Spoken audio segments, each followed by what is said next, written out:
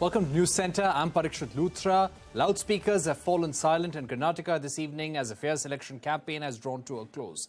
In the last few weeks, the poll-bound state witnessed high-voltage campaigns from all three major political parties in a bid to woo the voter. Prime Minister Modi campaigned in Bengaluru over the weekend. With this, Modi has addressed a total of 18 public rallies and held 3 road shows in the state since 28th April. Congress leaders Rahul and Priyanka Gandhi also concluded their high-intensity campaign. Voting for elections in the 224-member Legislative Assembly is scheduled to be held on Wednesday, and the counting of votes will be taken up on Saturday. Joining me now to take this forward is Rasheed Kidwai, journalist and political analyst, and DP Satish, Group Editorial Advisor, South at Network 18. Gentlemen, thank you very much for joining us on the show today. Rasheed Kidwai, if I could begin with you, give us a sense of the major factors that will play out in this election contest in the minds of the voters. Thank you, Prakshit. I think the election is being fought in a contesting style between the BJP and the Congress. As usual, we see there are some core very central issues are there, issues of unemployment, issues of corruption, the caste equations, etc., reservation, freebies, all these things are there. And then there is, of course, a thing about, aspects of nationalism, communalism, I find it a little kind of imported agenda that's there, the controversies relating to Bajrang Dal, etc. So elections in India tend to be very noisy, boisterous, acrimonious. So Karnataka election had all these elements. It's difficult on such a day to say that which side is ahead or which issue is making more impact. But I think going by the experience, people tend to vote more on the domestic, the state-related local issues in assembly election rather than guided by the agenda of a particular party being supposedly supporting the terror groups, etc. and all. These are good for rhetorics, but in the end, people tend to vote for the candidate's personality, the caste equation, the anti-incumbency or pro-incumbency, etc. Right. Mr. Kidwai, just to ask you this time, how are both parties really stacking up? The way we saw the Prime Minister, the Home Minister and BJP leaders putting all their might behind the campaign for the BJP in Karnataka showed that this was not going to be an easy contest. You had Congress, which has strong chief ministerial faces. You've got Lingayat faces who moved to the Congress party. Then you've got a JDS, which can play kingmaker as well. How do different parties stack up in terms of their strengths this time around?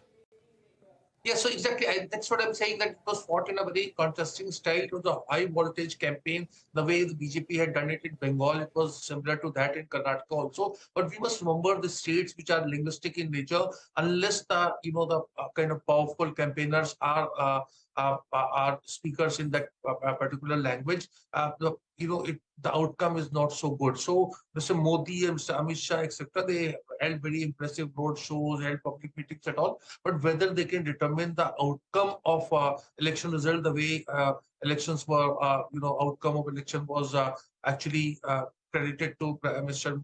Narendra Modi in Uttarakhand or in Gujarat, I think Karnataka is a test case. If in Karnataka the BJP wins, emerges as the single largest party, forms the government, then obviously it will show that Mr. Modi is capable of making BJP win in any state. The Congress in Karnataka was very well. They fought a very good election. They had state leadership. Those leaders like not only Mr. Siddharamaiah, but a number of them, DK Shivkumar. They had the benefit of having a Congress president, Mr. Mallikarjun Kharge, from Karnataka, and he has his own kind of support base. So the Congress fought on local issues. They were not.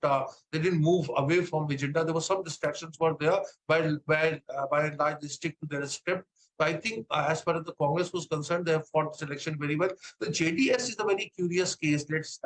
And they're going to be, they can be game changer, or they can actually help. A collapse on the part of JDS would help either the Congress get a simple, clear majority, or BJP. So in that sense, the kind of balancing act by the JDS, all eyes are on them, whether how they perform well in old Mysore area or their areas of influence. So I think JDS being very clear from the day one, they're saying that whatever number of seats they get, they will be the kingmakers. Whether voters, their loyal voters, would buy that or not, only time would tell.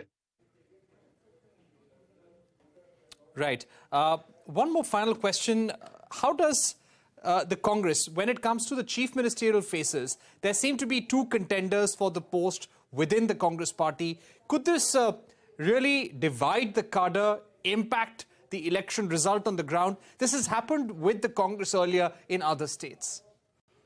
Yeah, I think that's a very interesting question. This used to be the Congress strength, that if we divide into, Karnataka into 5 regions, you will have 4-5 influential leaders from various states. And depending upon the kind of performance and acceptability, seniority, etc., a particular person would become chief minister, and others will become, senior ministers or hold party post, or they move to center if Congress was in power.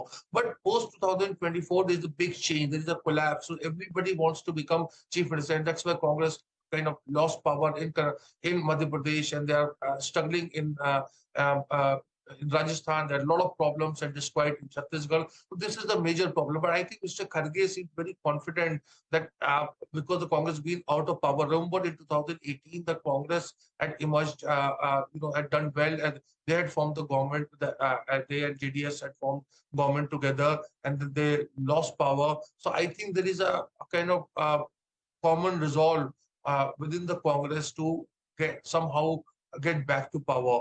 Remember, there are only just 2-3 states where Congress is in power. There is an element of desperation is there. And I think the leadership issue, I don't want to tell the name, but the state leadership issue is quite sorted out, that the person who's more senior is likely to become chief minister, and the person who has a kind of future will become number 2. All right. Let me get in DP Satish as well, editor-in-chief of News 18 Karnataka. DP Satish, just to ask you about Yediyurappa, the importance of Yediyurappa and the Lingayat vote bank in this election. How important a role does he need to play for the BJP in this election? See, Yediyurappa was the face of the BJP in Karnataka till recently, because he was the one who led the party to victory in 2008. Mainly on the Lingayat vote bank. Again, in 2018, BJP won 104 seats under his leadership. Again, he played a Lingayat card. But he was forced out 2 years ago, and another Lingayat, who is not as charismatic as Yediyurappa, Mr. Basuraj Bommai, became the chief minister.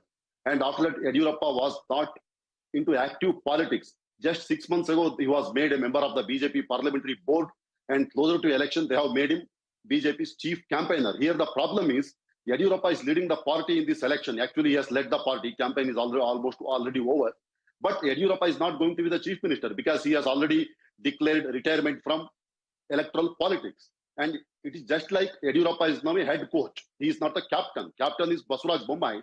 But in this election, head coach Yediyurappa is leading the party. That is the problem. Even if they win the match, head coach can't lift the trophy. Who will lift the trophy then? That's an interesting point. My final question, DP Satish, what is the unfinished agenda? We've been looking at manifesto promises of both parties, but in terms of what Bengaluru really needs, what is the unfinished agenda that the next government will have to take over and address on priority? See, if you compare all 3 manifestos, JDS manifesto has more freebies than 2 other manifestos of Congress and BJP. But JDS can promise the moon, because JDS is not going to win on its own. They know it very well. But both Congress and BJP manifestos have a lot of welfare schemes, what some people might call freebies.